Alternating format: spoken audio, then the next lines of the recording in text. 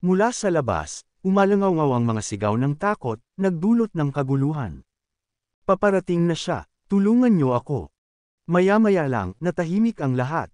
Nakatayo si Chen Chong sa harap ng silid na puno ng mga saksi, ang kanyang mga kalaban, nakahandusay at talunan. Isang babae, nanginginig at gulat, napatingin sa kanya at nauutol na nagsalita, hindi niya tayo pinatay. Ano ba talaga ang zombie na ito? Mapotla at pagod ang mga mata ni Chen Chong, parang may sakit, ngunit ngayon ay tila ganap na siyang matatag. Ipinasok niya ang kanyang mga kamay sa bulsa at tumingin sa bintana. Pagkatapos, pumasok ng casual si Jiang, binuksan ang pinto at nagsalita, "Magaling ang ginawa mo, Chen Chong. Pero huwag mong tanggalin ang kadena at ang maskara." Mabilis pa rin ang kanyang mga galaw, at hindi lang matatag ang kilos niya, pati mga reflex niya ay kahanga-hanga na ngayon. Itinaas niya ang kanyang kamay at ngumiti, ganito, mas astig. Lalo pang kinabahan ng mga tao sa loob ng silid. Isang babae, mahigpit na yakap ang kanyang anak, ang napasigaw, ang zombie, nakakapagsalita. Nakatayo si Chen Chong sa gitna, at lahat ng atensyon ay nakatuon sa kanya. Namumukod-tangi siya kumpara sa mga walang isip na zombie sa labas. Ang ina ng bata, takot na takot, hinigpitan ng yakap sa anak. Ang bata, nanginginig, sumilip kay Chen Chong. Nakita iyon ni Jiang kaya bahagya siyang lumapit at kumaway ng magiliw, "Huwag kang matakot. Ayos lang." Hindi siya mananakit. Tumango si Chen Chong, tiwala ang mukha, at nagbigay ng mapanatag na kilos. Ngunit ang batang babae, nakatitig pa rin, namumula ang pisngi, at puno ng luha ang mata. Nauutol siyang nagsabi. Isa itong matinding halimaw, nananakit ng tao nang walang pag-aalinlangan. Biglang nanigas ang mukha ni Jiang. Nagtaka siya kung paano nalaman ng bata ang tungkol sa ganoong uri ng halimaw. Lumapit siya at nagtanong, "Nakakita na ba kayo ng ganyang uri noon?" Nagtago ang bata sa bisig ng kanyang ina. Saglit na natigilan ang ina bago sumagot, "Oo, nakakita na kami." Mabigat ang mukha ni Jiang nang tanungin niya, "Saan ninyo nakita?" Agad na sumagot ang babae, nanginginig sa takot, "Sa Decor City, sa silangan ng syudad." Naningkit ang mata ni Jiang, tumingin sa malayo at nag-isip. Ganito kabilis. Akala ko aabutin pa ng 1 o 2 buwan. At saka, hindi kalayuan iyon sa T-Leaf Town. Tahimik na nagmamasid si Chen Chong sa kanila at napabulong, "Ano? Anong nangyayari?" Ipinaliwanag ni Jiang, "Ang rare mutant iyon, kagaya mo. Depende sa sitwasyon ng bawat isa, nananatili ang katinoan at alaala sa iba't ibang antas.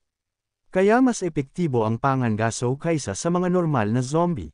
Pero dahil hindi matatag ang mutation, karamihan ay nagiging marahas at lubhang mapanganib." Nag-alala si Chen Chong, kunot ang noo at nauutol, "Anong ibig sabihin para sa akin ngayon?" Ipinatong ni Jiang ang kamay sa balikat niya at banayad na ngumiti, "Huwag kang mag-alala. Maswerte ka, at nandito ako, hindi ko hahayaan na mawala ang katinoan mo." Pagkasabi nito, hinarap niya ang iba pa. "May iba pa bang nakaligtas dito sa Bickway Mountain Villa?" Isang lalaki ang sumagot, "Marami pa pong nakakulong sa opisina ng sales office." Dagdag ng isang babae, "At baka may mga nakaligtas din sa basement." Makalipas ang ilang sandali, pinangunahan ni Jiang ang grupo papunta sa basement. Dahan-daang bumukas ang pinto, agad lumitaw ang mga bakas ng dugo sa sahig. Namutla at pinagpawisan ang mga tao sa likuran niya. Nagulat si Jiang at napabulalas, "Ano ito?" Sa kadiliman, lumitaw ang mga nakasabit na bangkay, parang nasa katayan ng hayop. Ipinaliwanag ng isa sa mga bihag, araw-araw silang dumudukot ng tao sa paligid at dinadala rito para katayin. Pumasok si Jiang, ramdam ang bigat ng nakakasindang paligid. Napatingin siya sa isang sulok at naunawaan ang lahat. Ito ang dahilan kung bakit walang ibang concentration camp sa timog na lungsod. Namutla ang kanyang mukha sa hilakbot at nagtanong, "Pero sa dami ng pinapatay nila, nakakain ba nila lahat ito?" Isang lalaking mahaba ang buhok ang sumagot agad, puno ng galit, "Palagi nila itong ipinapadala sa labas. Hindi namin alam kung gaano karami na ang hawak nila." Nakita ni Jiang ang bantan ng mga bangkay, at kumulo ang kanyang galit.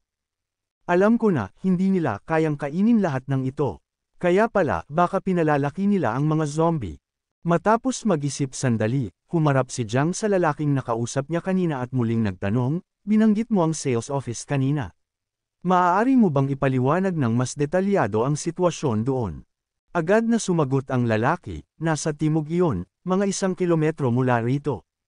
Ang mga taong nahuhuli ay dinadala muna roon.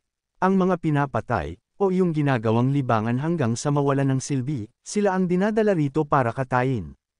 Nagulat si Jiang sa kalupitan ng mga taong iyon at napasigaw ng malakas. Biglang lumitaw ang interface ng system sa harap niya. System mission activated. Palawakin ang komunidad. Mga requirement, gawin ang lahat upang mapataas ang rating ng komunidad. Kasalukuyang rating, 2. Bonus points, 20. Naipong points, 36. 30 minuto makalipas, sa sales office sa Timog. 2 anino ang nakabantay sa labas ng gusali, 10 oras na ng gabi. Isa, may hawak na bakal na pamalo, nagsalita ng may kaba, parang may narinig akong putok mula sa North Gate kanina. Sumagot ang isa, may mabigat na ekspresyon, hehe, baka ginagamit na naman nila ang mga buhay na tao para sa practice ng shooting. Hindi nila namalayan, biglang lumundag si Chen Chong mula sa kanilang likuran, bumagsak ng elegante sa posisyong parang push-up. Kasunod nito, umalangaw ang mga sigaw ng 2 bantay. Ilang sandali pa, sa isang maliit at bakanting silid sa loob ng opisina, 4 na babae ang magkakasamang nakaupo, halos walang saplot. Isa sa kanila, sobrang pagod, nakahiga sa ilalim ng manipis na kumot, mahimbing na natutulog. Ang 3, narinig ang mga ingay sa labas, nagkatinginan, bakas ang takot at panghihina sa kanilang mga mukha. Yung babae na may pulang bra, sumilip ng bahagya sa labas, ano ang nangyayari doon? Samantala, yung nakahiga sa manipis na banig, hawak ang kanyang ulo, paulit-ulit na binubulong, ayoko na, gagawin nila ang kahit ano sa atin, huwag lang silang papasok dito, huwag kayong pumasok dito. Biglang gumalaw ang door handle. Natahimik silang lahat, nakatutok sa pinto. Yung babaeng hawak pa rin ang ulo, mas lalo pang nanginag, huwag kayong pumasok, pakiusap. Ngunit, sa kabutihang palad, ang pumasok ay si Jiang. Pagpasok niya at makita ang 4 na babaeng halos walang maayos na damit, bahagyang nanlaki ang kanyang mga mata. Habang pilit tinatakpan ng mga biktima ang kanilang katawan, takot, matapang na sinabi ni Jiang, lumabas kayong lahat. At pinangunahan ng ating bida ang grupo palabas ng opisina. Sa ilalim ng kanilang mga paa, nakahandusay ang mga bangkay ng masasamang tao. Ang babaeng nakapulang bra, nanlaki ang mga mata, parang hindi makapaniwala sa kabutihang ipinakita ni Jiang. Nagtanong siya, talaga bang handa kang bigyan kami ng lugar? Mariing tumingin si Jiang, malamig ang tinig, oo. Pero kapalit yun, kailangang magtrabaho ang lahat. Agad na nagsalita ang mga lalaki at babae sa grupo, walang problema. Malalakas pa kami, kaya naming tumulong. Tama, gagawin ko rin ang parte ko. Hindi na nagsayang ng oras si Jiang, tumayo sa unahan at itinuro ang labasan. Hindi natin dapat aksayahin ang oras. Fair na. Sa ilalim ng tahimik na gabi, bumalik ang bus na minamaneho ni Jiang papunta sa base. Makalipas ang 1 oras, nakabalik sila. Bumaba ang lahat at sinalubong nina Jiang at Chen Chong. Mula sa observation tower, nakita nina Shanshan at Zhang Qi ang kanilang pagbabalik, puno ng tuwa. Nagsalita si Shanshan, bumalik na si Jiang. Ako na ang magbubukas ng gate. Ngunit sagot ni Zhang Qi, may halong pag-iingat, sandali. Hindi siya dumiretso sa loob. Tignan muna natin ang plano niya. Sa ibaba, nakatitig si Jiang sa kanyang base, iyan ang kuta ko. Pero, hindi ko pa pwedeng papasukin ang lahat ng tao. Tahimik ang lahat, ngunit naunawaan ng grupo ang kanyang ibig sabihin matapos ang lahat ng pinagdaanan nila. Isang lalaking mahaba ang buhok ang nagsalita, mabagsik ang buhay. Naiintindihan namin. Mula sa malayo, isang babae ang nagtanong, kung ganon, saan kami pupunta? Muling umarap si Jiang at ipinaliwanag ng detalyado, sa tabi ng kuta, may mga pansamantalang tirahan at bakod. Hindi yun kasing ligtas ng loob, pero mas maigi kaysa sa mga regular gathering spot. Bukod pa rito, sa Tilif Town, marami pang bakanteng lupa at iniwang gusali. Unti-unti natin iyong aayusin hanggang gumanda ang lagay. Yumuko ang grupo, sabay-sabay na nagsalita, wala kaming maibabayad kapalit ng kabutihan mo, ngunit taos puso kaming nagpapasalamat, tagapagligtas. Kinabukasan, sa ilalim ng maliwanag at maaraw na langit, dalawang malalaking sasakyan ang pumasok sa gate ng Bickway Mountain Base, isang kotse at isang truck na puno ng mga itim na plastic na bag. Siksik ang laman nito, sapat para timbangin ng tonelada. Sa loob ng kotse, isang babae ang naiinis. Mayroon siyang ubing buhok, nagbibigay sa kanya ng kakaibang astig na aura. Nakabihis siya ng elegante, naka-black fishnet stockings pa, ngunit halatang dismayado ang kanyang mukha. Nakapatong ang isang kamay sa bewang, nagsalita siya ng may taray, bakit walang sumasagot sa telepono. Ano na namang kalokohan ang pinaplano ng gagong si Zhang Qingwen? Nakunat ang kanyang noo at mariing bamulong, buwisit. Parang may mali rito. Kasama niya ang isang lalaking matangkad at maskulado. Magkasabay silang naglakad diretso papasok sa silid ni Zhang Qingwen at marahas na binuksan ang pinto. Pagkakita niya sa loob, biglang nagdilim ang kanyang mukha, halos hindi makapagsalita. Sa nakasusing silid, 3 zombie ang naroon, mga zombie na likha ni Li Shoxiong, at kasama pa ang 2 gangster na matagal na niyang hinahanap. Agad sumanghat ang mga zombie, naamoy ang sariwang laman. At walang alinlangan, sumugod ang 3, uhaw sa laman. Ngunit ang babae ay hindi ordinaryo. Harap-harapang tumayo laban sa ganoong panganib, walang bakas ng takot. Isang magaan na tapik ng kanyang kamay, natisod ang malaking halimaw at halos matamba.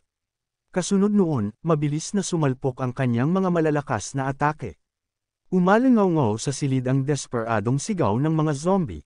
Ilang saglit lang, pinahid niya ang dugo mula sa hawak niyang kutsilyo, na parang sanay na sanay sa paghiwa. Habang pinagmamasda ng malinis na gulay sa kamay, nagsalita ang lalaking kasama niya, "Boss, patay na si Zhang Qingwen. Paano ang lahat ng karne na ito?" Ibinaling niya ang tingin at malamig na sumagot, "Wala tayong magagawa. Tayo na lang ang hahawak nito ngayon." Nagbago ang kanyang ekspresyon, halatang galit na parang pinahirapan ang kanyang trabaho dahil nawala ang kanyang mga tauhan.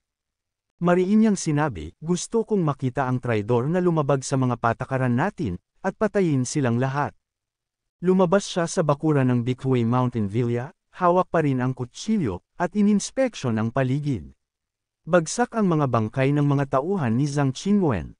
Sabi ng lalaking kasama niya, wala nang natirang buhay. Ngunit walang imik ang babae, malamig siyang nagtanong, "Nasaan ang karne?" Agad na sagot ng lalaki, "Buong-buo pa." Nagutos siya ng mariin, dalhin ang truck. Isakay ang mga kalakal.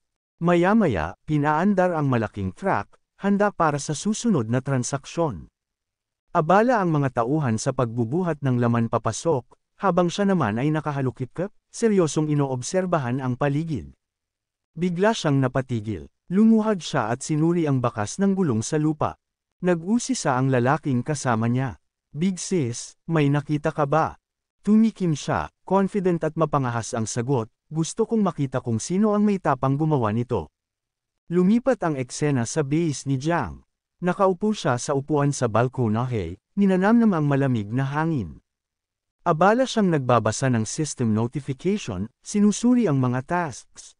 Expand the community. Mission requirements, increase community rating. Current rating, 2. Napaisip siya, bahagyang napabulong, paano ko itataas ito? Malamang tao ang pangunahing salik. Nilingan niya ang malawak na sakop ng kanyang base at ngumiti, maraming lupa rito. Hahaha, salamat sa turret adong iyon dati. Bigla siyang napatigil, nanlaki ang mata. Yung rare mutant. Maya-maya, kasama si Shanshan at Zhang Qi, pumasok siya sa bahagi ng base kung saan naroon ang mga walang tirahan. Pagkakita sa kanya ng mga tao, nagbunyi sila, "Ang aming tagapagligtas." Tagapagligtas, nandito ka na." Isang babae, labis na emosyonal, tumakbo at lumuhad sa harap niya, magkasalikop ang mga kamay, umiiyak. "Tagapagligtas, maraming salamat, maraming salamat." Agad siyang yumuko para alalayan ito at mabilis na sinabi, "Hindi kailangan ng ganyan." Pagkatapos, ibinaling niya ang tingin sa ina at anak na nakilala niya noon at nagtanong, "Yung halimaw na binanggit ninyo, saan niyo mismo nakita?" Tumingin ng seryoso ang babae at agad na sumagot, sa Warenfa Supermarket, doon sa Decor City. Nagsimula siyang maglahad, noon, papasok na sana kami para kumuha ng supplies nang biglang sumulpat ang halimaw na iyon.